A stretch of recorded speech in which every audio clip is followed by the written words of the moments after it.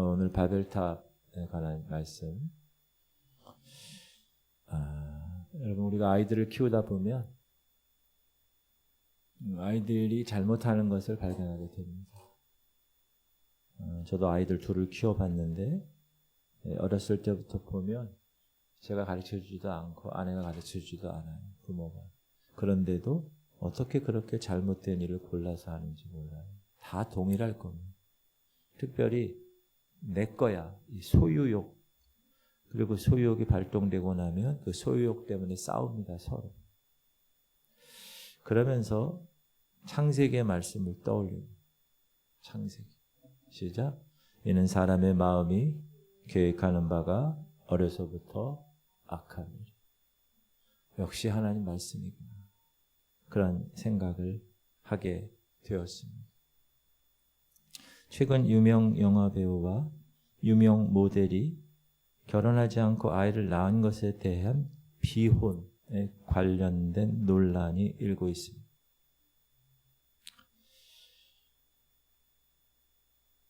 모 국회의원은 선진국 프랑스 이야기를 하면서 저출산 특위위원장 시절에 프랑스 방문했는데 그들은 저출산 극복 주요 원인으로 등록 동거혼을 꼽았다. 혼인하지 않고 동거하는 것을 등록하면 된다라는 말을 했습니다. 대통령실에서는 비혼에 관한 지원책을 살필 것이다. 이렇게 말합니다. 안타까운 것은 유명인으로 인하여서 젊은 세대들이 영향을 받을까? 이 사회 문화가 변해가는 이 모습을 목사로서 안타까울 뿐입니다. 10년 전에 핸드폰에 강한 세계를 휩쓸고 있는 애플, 그전에는 애플 컴퓨터, 매cintosh, 그것으로 유명했던 애플 최고 경영자 팀 쿡, 자신이 동성애자인 것을 10년 전에 커밍아웃 하면서 그것을 신이 준 가장 큰 선물이라고 이야기합니다. 그는 CNN 인터뷰에서 나는 게이인 것이 매우 자랑스럽다. 게이가 된 것은 하나님이 나에게 준 가장 큰 선물이다. 성적 취향이 다른 것을 밝히기로 결정한 것이 너무나 행복하다. 사랑하는 성도님들, 세상은 비혼을 조장하고 동성애를 자랑스럽게 이야기해도 저는 목사로서 분명하게 말씀드립니다. 성경은 결혼하지 않은 상태에서 성관계하는 것을 죄라고 분명히 말하고 있습니다. 시작. 간음하지 말라. 성경은 이 모든 성적인 범죄를 음행이라는 차원에서 다룹니다. 성매매, 성폭력, 근친상간, 성도착증, 결혼 전 동거, 임신, 결혼 전 임신, 그리고 동성애 모두 죄라고 이야기합니다. 선진국이 되어 잘 살게 되어도 공부를 많이 해서 아무리 지적으로 높아져도 유명한 영화 배우가 되고 가수가 되고 유명한 CEO가 되어도 죄는 죄입니다. 사랑하는 성도님들 반드시 기억하십시오. 만약 하나님 앞에서 죄를 지었다면 어떻게 해야 됩니까? 반드시 회개해야 합니다. 그 죄의 문제를 해결받아야 합니다. 용서받아야 합니다. 그것이 성경적입니다. 지금 이 시대는 비혼, 비출산의 시대입니다. 결혼 안 합니다. 결혼해도 아이 낳지 않습니다. 너무 안타까운 것은 2030 세대 10명 중에 5명은 결혼하지 않아도 된다고 생각합니다. 통계가 나왔어요. 10명 중 6명은 아이가 없어도 된다고 합니다. 결혼해도. 세상이 이렇게 변해도 그럼에도 불구하고 반드시 기억해야 할 영적 원리가 있습니다. 성경은 한 남자와 한 여자가 평생 결합하는 것이 결혼이고 그 결혼으로 인해서 인류의 존속과 행복을 위해서 창조자 하나님이 친히 예비하신 규례가 결혼이라고 이야기합니다. 또한 하나님이 우리를 가장 인간답게 만드시는 방법 중에 하나가 뭔지 아세요? 다시. 하나님이 우리 인간을 가장 인간답게 만드시는 방법 중에 하나가 자녀라는 사실입니다. 이유가 없습니다. 잘생겼냐, 똑똑하냐, 그 자녀가 어떠함과 관계가 없습니다. 자녀의 존재 자체로만으로도 그를 사랑해야 한다는 거예요. 사랑하는 성도님들 반드시 기억하십시오. 자녀를 키우는 것은 시간도 들이고 물질도 다 꼬라박고 정말 희생을 해야 하는 것이지만 하나님의 사랑이 무엇인지 배우는 훈련이 자녀를 키우는 겁니다. 부모의 사랑을 깨닫게 하는 것이 자녀를 키우는 것입니다. 그리고 우리를 욕망의 노예가 되지 않게 하기 위해 주신 선물입니다. 가정이라는 울타리를 통해서 성적 욕망이 보존되게 하신 것입니다. 그것을 꼭 기억하시고. 여기 지금 결혼 안 한 사람이 누가 있나? 네. 잘 기억하셔야 돼요. 결혼하셔야 되고 애를 많이 낳으셔야 돼요. 할렐루야. 저도 애를 키우면서 부모의 사랑을 깨달았어요. 난 2명 키우는데도 이렇게 힘든데 우리 엄마 아버지는 4명을 키우셨는데 어떻게 키우셨을까? 물론 상황이 그때와는 다르겠지만. 그리고 하나님의 사랑을 깨닫습니다. 하나님이 그 아들을 이 땅에 보내신 것, 결혼 안 하고 애를 안 낳아봤으면 감동이 없습니다. 그러나 자녀를 키우면서 하나님의 사랑이 이제 무엇인지 배우고 그 사랑을 조금이라도 체험할 수 있는 기회를 하나님 허락하신 것입니다. 여러분 결혼하십시오. 그리고 자녀를 낳으십시오. 가능한 사람은 다 낳으세요. 가능한 사람. 자, 이제 본문으로 돌아가겠습니다. 질문 드립니다. 여러분 영어 공부 많이 하셨죠?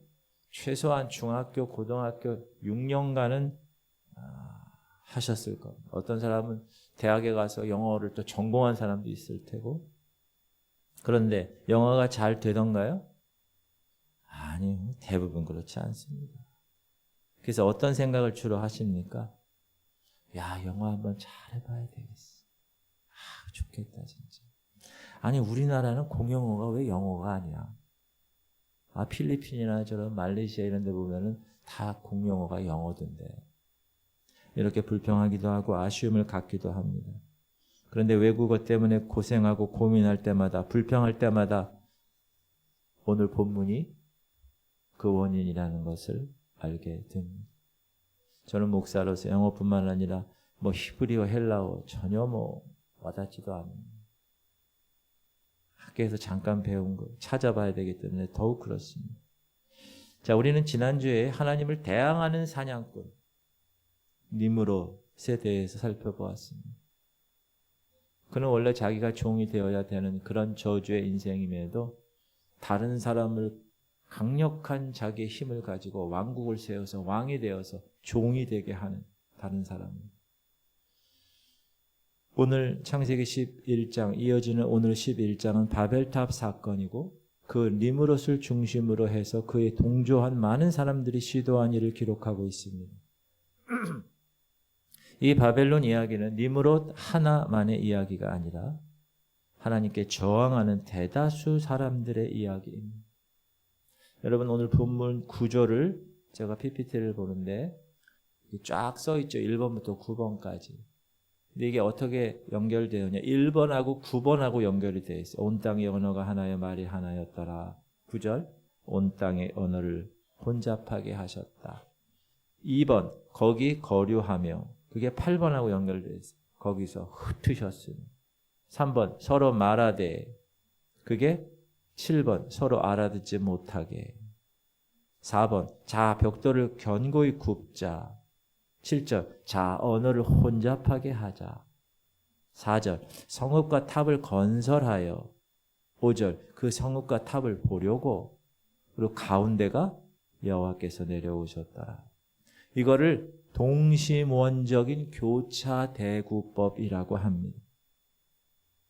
그래서 우선 인간의 도모함이 어떠한지를 먼저 적고 그 중심에 여호와께서 내려오셨더라 5절이 있고 그리고 6절부터는 다시 하나님의 도모함이 적혀 있습니다. 인간의 도모함, 여호와께서 내려오셨고 하나님의 도모함. 그럼 먼저 인간의 도모함에 대해 살펴보도록 하겠습니다. 바벨탑은 인간의 도모하는 것이 항상 악함을 드러내고 있다. 노아 홍수 이전에 하나님이 홍수로 세상을 멸하실 때 왜 멸하셨어요? 사람의 하는 모든 일이 항상 악하기 때문에. 이 바벨탑 사건도 그런 거다. 이제 하나님이 다시 재창조하신 거예요. 노아를 통하여서, 그 아들들을 통하여서. 그래서 노아의 자손들이 숫자가 늘어납니다. 그 일부가 이제 자신들의 땅을 찾아 나섭니다. 동쪽으로 옮기다가 신할 평야를 만나 거기에 정착합니다. 빨간 데가 신할 평야죠. 그리고 거기에 강 두 개가 있습니다.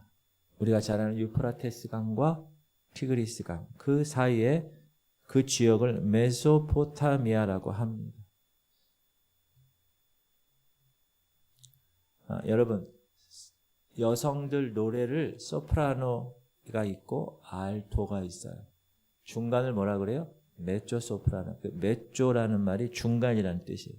그래서 메소포타미아가 유프라테스 강과 티그리스 강 사이에 비옥한 반달, 초승달 모양의 땅입니다. 여기에는 높은 산도 없고 물도 구하기가 좋고 소위 명당 자리입니다. 자, 여기까지는 별 문제가 없습니다. 하나님이 생육하고 번성하고 땅에 충만하라 그렇게 하셨기 때문에 하나님의 명령에 순종한 것이라고 할 수가 있습니다. 그런데 사람들이 한 지역에 정착하면서 집을 짓게 되죠. 처음에 노아 가족이 방주에서 나왔던 곳이 어디입니까? 아라랏산 근방이었을 테니까 거기는 돌이 많았을 거예요. 산악지대니까. 그래서 돌로 집을 지었을 것입니다. 돌로 집 지어봤어요? 모양이 다 울퉁불퉁해서 집 짓기가 어렵지 않죠. 쉽지 않죠. 그런데 이 니므롯과 그를 따르는 사람들이 정착한 곳은 신할 평지라고 했습니다. 강 사이에 아주 평야, 옥토, 거긴 돌이 없습니다. 그래서 흙으로 벽돌을 만들었습니다. 처음에는 흙으로 벽돌을 만들어서 햇볕에 말려 그 진흙을 말려서 만들었습니다. 근데 무너집니다. 그러다가 어느 날 우연히 벽돌 굽는 법을 발견합니다. 집에서 그 흙으로 만든 벽돌에 그 집이 타면서 벽돌이 아주 단단해진 것을 발견하게 됩니다. 그래서 3절에 이렇게 얘기합니다. 시작. 서로 말하되 자 벽돌을 만들어 견고히 굽자 하고 이에 벽돌로 돌을 대신하여 역청으로 진흙을 대신하고 햇볕에 말린 벽돌 그리고 벽돌과 벽돌을 진흙으로 해서 쌓았더니 견고함이 떨어집니다. 높이 쌓을 수가 없습니다. 무너져 버렸어요. 그러나 불에 구운 벽돌 견고한 것이었습니다. 또한 돌로 쌓았을 때는 모양을 잘 할 수가 없었는데 딱 벽돌로 만드니까 차곡차곡 자기가 원하는 모양을 다양한 모양을 만들 수 있었습니다. 그리고 오늘 역청으로 진흙을 대신했다. 역청이 뭐죠? 쉽게 얘기하면 아스팔트입니다. 아스팔트. 석유가 많이 나오는 지역이기 때문에 이 역청을 쉽게 얻었을 것입니다. 처음에는 시꺼먼 게 뭔가 했을 것입니다. 그런데 이런저런 경험하고 실험하다가 접착력이 좋은 재료를 얻게 됩니다. 이렇게 벽돌과 역청. 이것은 당시 건축술의 획기적인 변화였습니다. 지금으로 얘기하면 노벨 상감입니다. 여기까지도 큰 문제가 없습니다. 그런데 4절 보니까 시작. 또 말하되 자 성읍과 탑을 건설하여 그 탑 꼭대기를 하늘에 닿게 하여 우리 이름을 내고 온 지면에 흩어짐을 면하자 하였던. 자, 벽돌을 구워서 단단한 벽돌을 얻게 됐고 또 역청의 용도를 발견하게 되자 이들의 생각이 바뀌었습니다. 어디로 향했습니까? 성읍을 건설하자, 도시 건설하자, 탑을 건설하자. 그런데 3절과 4절의 첫 구절이 서로 말하되 자, 또 말하되 자, 이 come 이라는 말로 영어는 번역을 했는데 권유하는 거예요. 야, 함께 벽돌을 만들자, 함께 탑을 만들자, let's 이런 거죠. 청유형, 권유형. 우리 이 기술로, 이 벽돌과 역청의 기술로 성읍과 탑을 건설하자. 그런데 중요한 것이 있습니다. 성읍과 탑을 건설하는 목적이 뭡니까? 목적? 세 가지입니다. 4절에서 하늘에 닿게 하자. 두 번째, 우리 이름을 내자. 세 번째, 흩어짐을 면하자. 이게 이들이 성읍을 건설하고 탑을 건설한 이유입니다. 여기서부터 문제가 생긴다. 탑 꼭대기를 하늘에 닿게 하자. 하나님께 대한 저항입니다. 질문 드립니다. 왜 이들이 탑을 높이 쌓았을까요? 그 이유는 홍수에 대한 트라우마 때문입니다. 자기 조상들이 홍수로 인해서 죽었기 때문에, 그걸 알고 있기 때문에. 노아 홍수가 난 후 지금 오랫동안 시간이 흘렀습니다. 사람들에게 있어서 이제 기억에 남는 것은 하나님이 왜 홍수로 이 세상을 멸했는지는 잊어버리고 단지 홍수로 벌하신 하나님에 대한 기억만 있었던 것입니다. 우리가 애들을 키워서 어렸을 때 그 사건이 네가 잘못해서 엄마 아빠가 매를 때렸어 라고 얘기할 때 애들은 그 사건의 내용은 기억하지 않고 엄마 아빠한테 맞은 것만 기억합니다. 똑같은 거예요. 왜 홍수가 있을 수밖에 없었는지는 다 잊어버리고 다시 홍수로 멸하실 하나님에 대한 기억만 있었다. 하나님은 분명히 다시는 홍수로 멸하지 않겠다고 약속했는데 이제 탑을 높이 쌓은 사람들은 그 말을 믿지 않고 높이 쌓아서 무슨 생각을 할까요? 야, 홍수가 와도 소용없어. 끄떡없어. 견고한 벽돌과 역청으로 탑을 쌓으면 돼. 그리고 이 바벨탑 사건 이후에 1800년이 지나서 여러분 잘 아는 신바벨론 제국이 등장합니다. 바벨론과 같은 건물을 다시 지었다는 기록이 있고, 여러분 이때가 언제죠? 성경에 나오는 다니엘 시대의 느부갓네살 왕 시절입니다. 이 기록에는 이 신바벨론 제국 그 기록은 탑 꼭대기에 뭐 하는 곳이었느냐?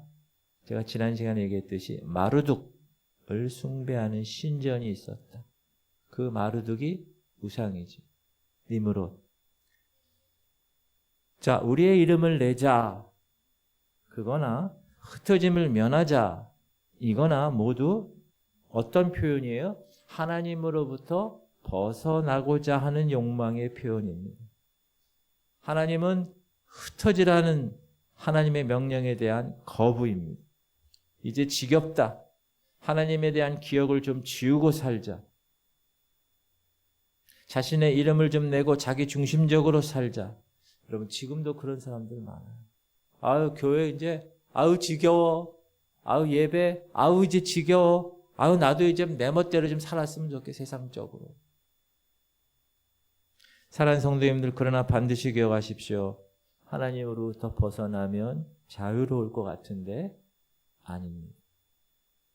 도리어 욕망에 사로잡혀 살게 됩니다. 또 다른 거짓된 것을 숭배하게 됩니다. 그게 세상 이치입니다. 성경이 그렇게 얘기하고 있습니다. 질문 드립니다. 지금 이 바벨탑 사건, 이것은 언제 이런 일이 일어나게 됐다고요? 벽돌 굽는 기술, 벽돌과 견고히 접착시키는 기술, 이 기술을 습득하고 나서 이런 일이 있었다는. 자, 이제 우리 이 기술을 토대로 해서 하나님에게서 좀 벗어나 보자. 우리 뜻대로 좀 살아보자. 서로를 청유하고 권유해서 서로를 부추겼습니다. 사랑하는 성도님들, 인간은 조금만 힘을 얻어도 조금만 잘된 그런 삶을 살다 보면 금방 교만해집니다. 그리고 그것으로 끝나지 않고 악을 도모하자고 서로 부추깁니다. 지금 이 시대를 잘 보세요. 바로 이 모습이 죄로 물든 인간의 모습이라는 것입니다. 이렇게 죄는 자기 중심성이 있습니다. 하나님을 몰아내고 그 자리에 자신이 왕이 되고자 하는 욕망이 있습니다. 그것이 죄인인 우리의 안에 내재되어 있습니다. 첨단 기술이 이를 뒷받침해 준다고 하니까 곧바로 본색이 드러나게 된 겁니다. 자기뿐만 아니라 함께 도모하자고 부추기니까 다들 동참해 버린 겁니다. 사랑하는 성도님들, 오늘날도 이 사회는 열심히 바벨탑을 세우고 있습니다. 첨단 과학기술이 발달하면서 하나님이 없어도 하나님을 배제하는 인본주의 사회를 만들어가고 있습니다. 인터넷, 위성, 의학, 생명공학 발달, 인공지능의 발달. 얼마나 많은, 지금 10년 전하고 지금 달라졌죠. 핸드폰이 언제부터 나왔나요? 컴퓨터가? 제가 알고 있기로는 컴퓨터는 1980년대 그때부터 나온 것 같아요.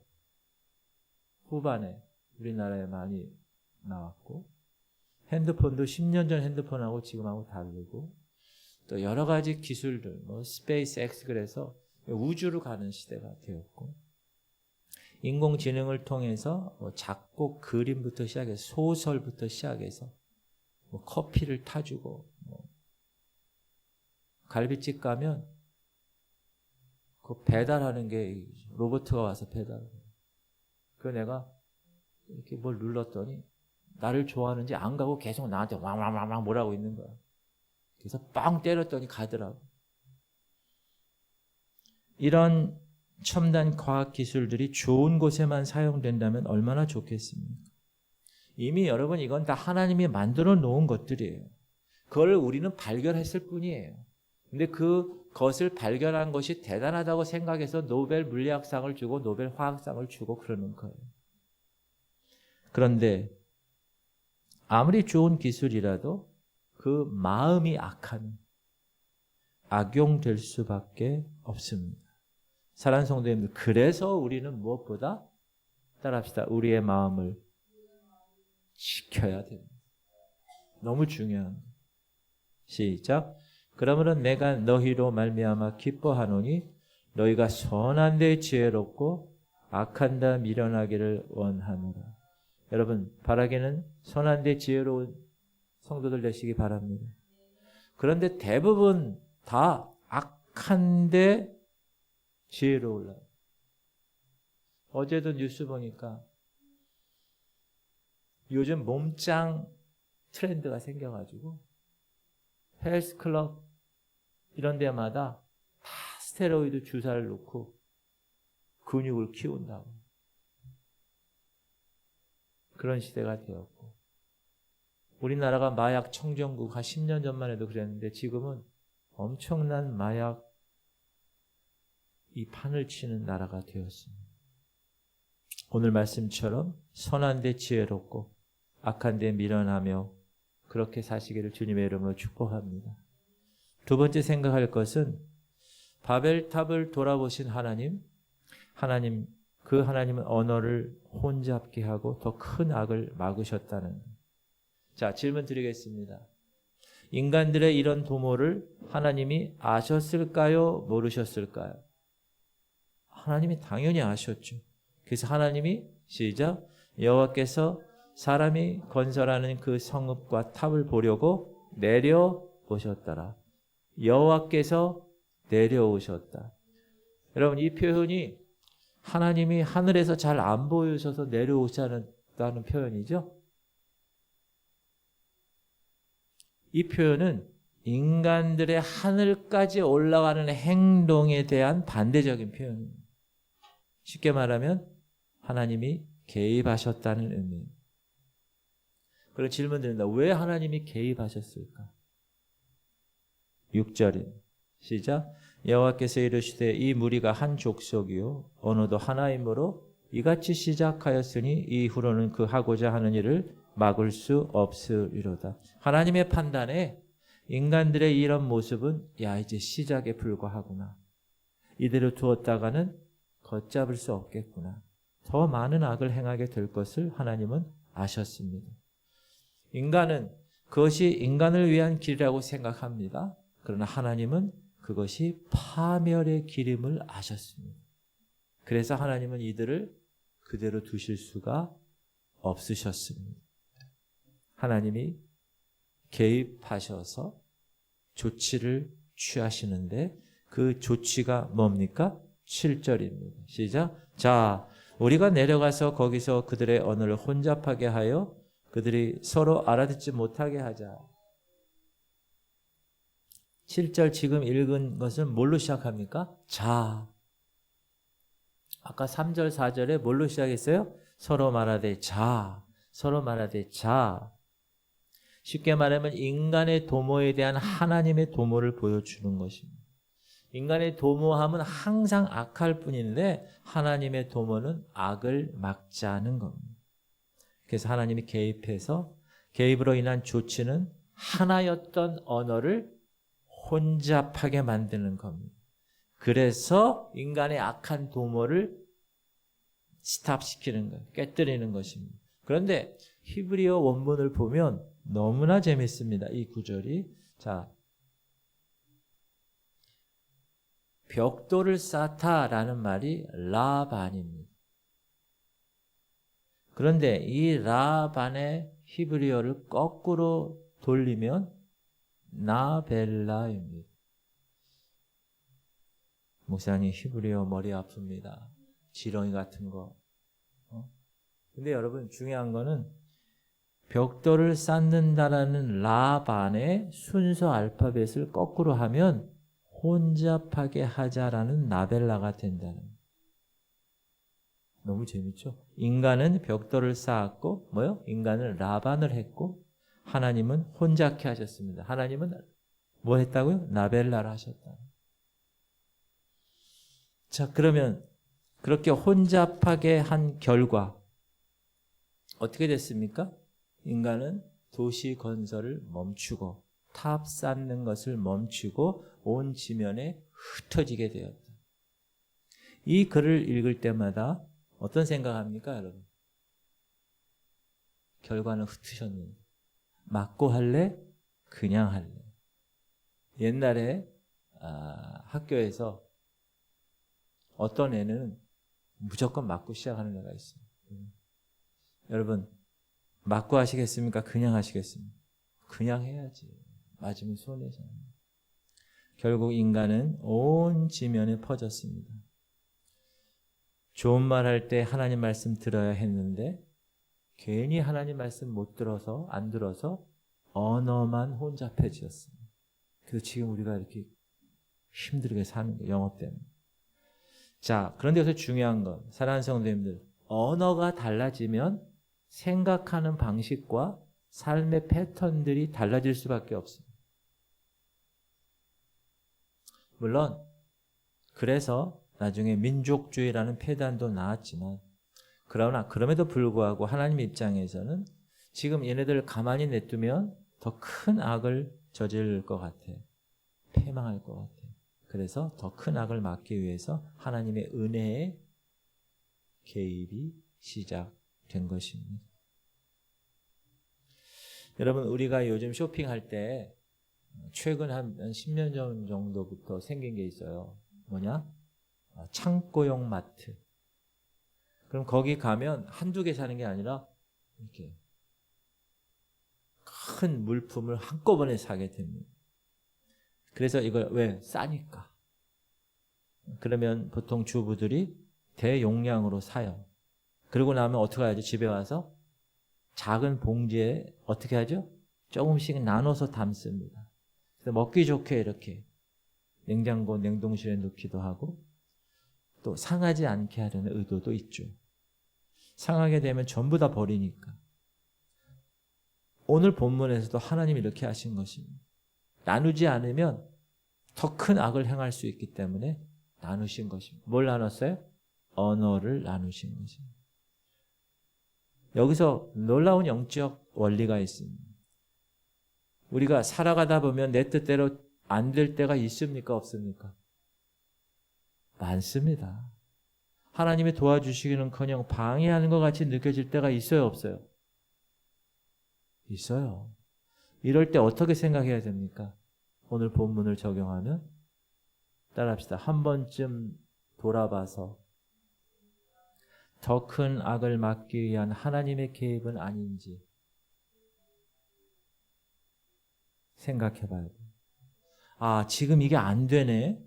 왜 안 되지? 아, 더 큰 악을 막기 위한 하나님의 개입이 아닌가? 점검해 보라는. 바벨탑을 쌓은 사람들처럼 내 목적을 위해서 내가 하나님을 끌어들이는지, 여러분 목사도 그런 게 있어요. 내 목적을 위해서 하나님을 이용하는 거예요. 그건 근본적인 목회 철학이 잘못된 겁니다. 여러분 삶도 그래요. 내 목적을 위해서 하나님을 이용하는 거예요. 끌어들이는 거예요. 아니면 정말 내가 순수하게 하나님의 뜻에 순종하려는 것인지를 살펴봐야 됩니다. 세 번째 생각할 것은 바벨탑 이후에 하나님은 인간의 구원을 위해 또 다른 도모를 하시는데, 여러분 언어를 이렇게 공부하고 이렇게 배우는 이런 사람들 언어학자라고 그래요. 그럼 이제 언어가 여러 가지 있잖아요. 중국말, 일본말, 우리나라 말, 여기 동양에도. 그다음에 뭐 프랑스어, 뭐 독일어, 영어, 뭐 스페인어, 뭐 이렇게 많잖아요. 이런 언어의 기원을 연구하는 많은 언어학자들이 있는데, 이들은 대체로 한 모체 언어, 마더텅이라고 그러는데, 그 한 모체 언어, 엄마 언어가 있었다는 것에 대해서 대체로 동의합니다. 최근에 저널리스트인 다이어라는 사람이 컴퓨터를 사용해서 언어들을 비교해 보았습니다. 그 사람은 non-크리스천이에요. 세속적인 사람이에요. 근데 그 결과 뭐라고 그러느냐? 아마 성경이 맞는 것 같다. 언어 혼란이 있기 전에 적어도 한때는 사람들이 정말 단일 언어를 사용했던 것 같다. 이렇게 말합니다. 그렇게 말만 하면 설득력이 없죠. 그래서 그것에 대한 흔적들, 증거들, 그걸 우리가 구별하죠. 언어 학자들이. 근데 특별히 우리나라 옆에 있는 중국, 이 뜻 글자죠. 중국은. 이 중국의 한자어에 대해서 창세기 이야기가 그대로 들어있는 것을 알 수가 있습니다. 자, 오늘은 한문을 좀 여러분 제가 테스트해 보겠습니다. 이 한자가 무슨 글자입니까? 금할 금자입니다. 계속 보여주세요. 나무 목이 두 개가 있습니다. 밑에가 보일 시자입니다. 보일 시자는 고인돌 제단 위에 제물이 있는 모습입니다. 그럼 누구에게 제물을 드리느냐? 하나님께 제물을 드리는 거예요. 그래서 보일 시는 하나님을 의미하는 거예요. 자, 두 나무, 선악과와 생명나무에 대해서 하나님이 하신 말씀이 뭡니까? 선악과에 대해서 먹지 말라. 금할 금이에요. 목사님 때려 붙여서 그냥 대충 얘기하는 거 아닙니까? 자, 이게 무슨 글자입니까? 이것도 나무 두 개가 있고 밑에 여자가 있네요. 두 나무 밑에 여자가 있습니다. 창세기 3장 6절에 여자가 그 나무를 본즉 먹음직도 하고 보암직도 하고 지혜롭게 할 만큼 탐스럽기도 한 나무라. 이 글자는 탐할 람자입니다. 참 재밌죠? 바벨탑과 관련된 글자도 있어요. 이게 무슨 글자죠? 탑자입니다. 석가탑, 다부탑 할 때 탑자. 자, 우리나라에선 탑을 주로 뭐로 쌓습니까? 돌이나 나무입니다. 중국도 그렇습니다. 그런데 이 글자는 흑토변, 흑과 풀초자, 흑과 지피입니다. 그리고 그 밑에 합이 있습니다.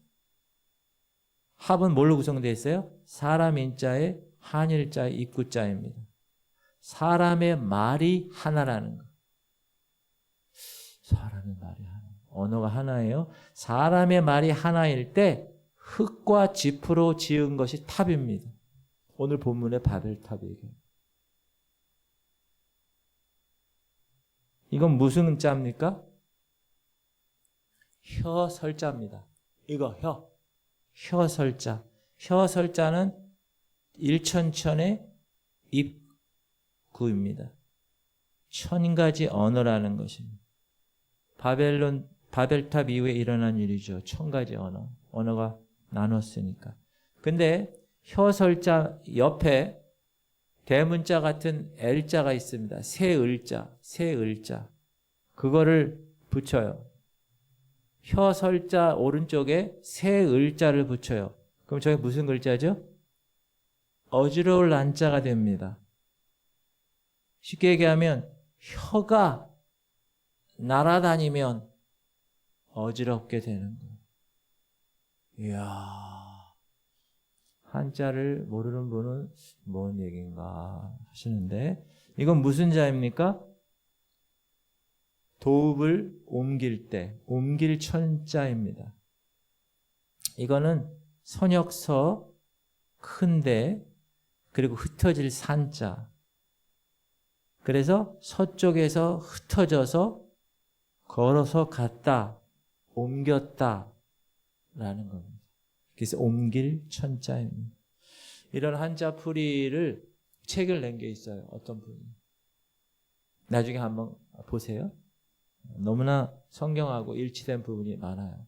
그게 무슨 말이냐면 바벨탑 사건 이후에는 다른 지역에는 사람이 사지 않았다는 거예요. 그래서 바벨탑 사건, 홍수 사건에는 사람이 안 살았기 때문에 그 사람들만 알고 그 사람들만 나라를 만들고 그렇게 한 나라에 있다가 흩어진 거예요. 그래서 쭉 몽골을 거쳐 중국을 거쳐서 흩어져서 한자가 그렇게 사용된 거고 만들어진 거예요. 그냥 우연히 만들어진 게 아니라 그리고 우리나라에도 오게 된 거예요. 바벨탑 사건이 있었던 게 언제라고 그랬어요? 제가 어제 지난 시간에 역사적으로 BC 2300년경이라고 그랬어요. 우리나라 단군이 고조선을 몇 년에 세웠다고요? BC 2333년. 고조선을 세운 것과 맥락을 같이 하죠. 자, 중국 고대 역사에 의하면 요순이라는 나라가 있었어요. 요순 들어보셨죠? 공자의 서경에는 중국 최초의 제사가 있었어요. 그게 뭐냐? 요순 나라의 순 임금이 상제, 하늘의 황제, 그걸 샹따이라고 그러는데 제사를 지낸 것으로 기록되어 있습니다. 중국어에서는 상제, 이 샹따이가 산의 하나님, 전능하신 하나님을 말하는 샤다이에서 온 말입니다. 자, 요순 시대가 그럼 언제입니까? 그게 BC 2230년경이에요. 자, 그 순 임금이 상제, 하늘에게 드리는 제사문이 있습니다. 그게 대명회전이라는 책에 기록되어 있습니다. 이게 순 임금이에요. 그리고 이게 대명회전에 국경 제사문이 있는데 제가 이걸 왜 얘기하냐? 잘 들어보세요. 이 국경 제사문에 쓰인 내용을 읽어볼게요. 지극히 오래전 태초에 공허하고 흑암에 큰 혼돈이 있었사옵니다. 5 행성은 아직 운행되지 않았었고 태양도 달도 빛을 발하지 않았었습니다. 거룩한 신 상제께서 이곳에 모든 만물을 지으셨습니다. 주께서 모든 만물을 만드셨사옵나이다. 그리고 사람을 지으셨사옵니다. 당신의 능력으로 모든 만물이 지음을 받았사옵니다. 이게 어디 있었다고요? 중국의 순임금이 상제께 드리는 국경제사문에 기록됐다는 거예요. 자, 바벨탑 사건 이후에 동쪽으로 자리를 옮긴 사람들이 그 자리를 잡고 살면서 자신들의 기억 속에 하나님께 제사를 드리고 그 기억들로 글자를 만든 게 한자라는 거예요. 참으로 놀랍지 않습니까? 우리가 알고 있는 한자가. 그러니까 그냥 생긴 게 아니라 다 이런 역사적인 근거에 의해서 설명할 수가 있습니다. 하나님은 이렇게 악한 사람들을 위해서 언어를 혼잡하게 하셨는데 언어를 혼잡하게 한 것으로 끝나지 않으셨습니다. 하나님은 우리에게 끊임없이 다가오셨어요. 오늘 이어지는 10절부터 셈의 족보를 기록하고 있습니다. 시작. 셈의 족보는 이러하니라. 셈은 100세 곧 홍수 후 2년에 아르박삿을 낳았고, 이 족보가 이제 메시아의 계보인 아브라함까지 이르는 족보입니다. 이어지는 11장 27절은 데라의 족보. 시작. 데라의 족보는 이러하니라. 데라는 아브라함과 나홀과 하란을 낳고 하란은 롯을 낳았으며. 족보, 데라의 족보라고 하지만 실질적인 아브라함 이야기입니다. 왜냐하면 아버지가 죽기까지는 그 자식의 이야기는 아버지의 이야기에 속하기 때문에 그렇습니다. 자, 지금까지 하나님은 온 인류를 위하여 하나님의 계획하심과 하나님의 마음을 드러내셨습니다. 그러나 인간은 항상 그 도모하는 것이 늘 악했습니다. 그래서 실패를 계속 거듭했습니다. 그래서 이제 하나님께서 방법을 바꾸셨습니다. 이제 사람은 항상 악한 존재임이 드러났기 때문에 그 하나님의 바꾸신 방법이 무엇이냐? 한 사람을 택하시고 그 한 사람으로 한 나라를 이루게 하셔서 그 나라를 하나님이 다스리는 나라로 만드시는 방법이었습니다. 그리고 그렇게 함으로 그 주변 나라들에게 야, 하나님이 다스리는 이스라엘 나라와 인간이 중심이 되는 나라가 어떻게 다른지를 보여주셔서 하나님께로 돌아오게 하시려는 계획 방법입니다. 그래서 오늘 창세기 11장을 마치고 다음 시간에 배울 창세기 12장부터는 하나님이 한 사람 아브라함에게 초점을 두셔서 인류를 이끌어 가신 것입니다. 너무 재밌지 않아요? 이제 다음 주 공부하게 될 창세기 12장부터는 한 사람 아브라함과 나라를 이루시겠다. 너를 통해 열국이 복을 받게 하시겠다. 약속하시고 그 약속을 어떻게 이루어 가시는가를 창세기 12장부터 하나님께서 쓰신 것입니다. 어느 나라? 이스라엘 나라. 그러나 사실 이 하나님이 다스리는 이스라엘도 우리가 구약 성경을 딱 읽어보면 궁극적인 하나님의 나라는 아니었어요. 그래서 어떻게 됐죠? 그래서 둘째 성자 하나님이신 예수님이 이 땅에 오신 것입니다. 예수님이 오셔서 하나님의 나라를 이루시려고 오신 거예요. 근데 어떻게 했어요? 거부했어요. 그래서 그 하나님의 나라가 연기가 된 거예요. 그러니까 나중에 그 하나님의 나라는 언제 되는 거예요? 이제 주님이 다시 오시는 그날 천년 왕국에서 이 땅에서 하나님의 나라가 구현되는 겁니다. 그러면 이런 질문을 해야 합니다. 그럼 왜 예수님이 빨리 오시지? 아예 이스라엘 나라라는 과정을 왜 통해서 이렇게 2000년 길게 오시나? 그 답은 뭐냐? 우리를 깨닫게 하기 위해서입니다. 이스라엘을 오늘 우리로 말하면 교회와 비슷한 건데, 교회는 이스라엘 민족처럼 예수님이 다시 오실 때까지 하나님의 다스림 받는 백성은 어떻게 살아가는지를 세상에 보이는 역할을 하는 겁니다. 이게 너무 중요해요. 다시 우리 지구촌 교회도 교회잖아요. 여러분도 교회예요. 여러분 각 개인도 교회인데 이 교회가 존재하는 목적은 예수님이 다시 오실 때까지 하나님의 다스림을 받는 백성들은 어떻게 살아가는지를 세상에 보이는 역할을 하려고 하나님 교회를 공동체를 허락하신 거예요. 꼭 기억하세요. 그래서 여러분 그걸 의식하며 살아야 돼. 그래야 한 사람이라도 더 하나님께 돌아오기 때문에 그렇게 하신 것입니다. 그래서 지금까지 멈추시는 거예요. 지금까지 주님 다시 오실 날을 단 한 사람이라도 더 하나님께 돌아오게 하기 위해서. 자, 이제 물론 거부했지만 이 땅에 예수님이 오셔서 십자가에서 죽으셨어요. 부활하셨어요. 악의 세력을 이기셨어요.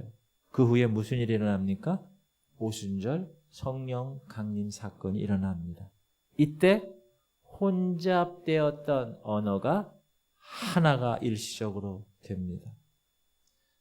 무슨 말이냐? 당시 이 베드로 목사님이 열심히 성령 충만 받고 열심히 선포했는데 그 당시 통용되는 아람어로 얘기했어요. 그런데 해외에서 온 사람들이 다 자신이 태어난 자기 나라 말로 그 언어가 들렸다는 거예요. 시작. 그들이 다 성령의 충만함을 받고 성령이 말하게 하심을 따라 다른 언어들로 말하기를 시작하니라. 그때 경건한 유대인들이 천하 각국으로부터 와서 예루살렘에 머물러 있더니 이 소리가 나매 큰 무리가 모여 각각 자기 방언으로 제자들이 말하는 것을 듣고 소동하여 다 놀라 신기하게 여겨 이르되 보라 이 말하는 사람들이 다 갈릴리 사람 아니냐? 우리 각 사람이 난 곳 방언으로 듣게 되는 것이 어찌 됨이냐? 여러분 지금 여기가 마가다락방이에요.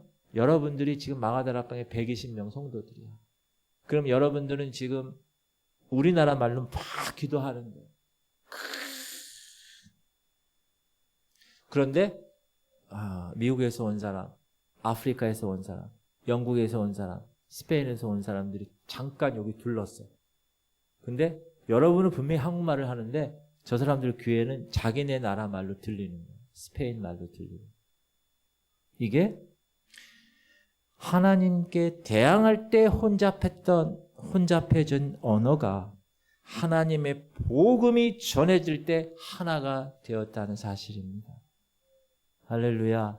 지금도 여러분 하나님의 일을 하실까요? 못 하실까요? 하세요. 제가 선교지의 소식을 듣다 보면 정말 갈급해서 그 선교지에 갔는데 그 언어가 되지 않았을 때 정말 그 사람 한국말로 기도했대. 근데 나중에 그 아프리카 그 토인들이 자기 나라 말로 들렸대. 여러분 이런 일이 있어요. 지금도. 하나님은 가능하시잖아요. 계시록을 보면 이제 마지막 때 온 땅의 모든 성도들이 찬양을 합니다. 그 모습을 이렇게 기록해요. 시작.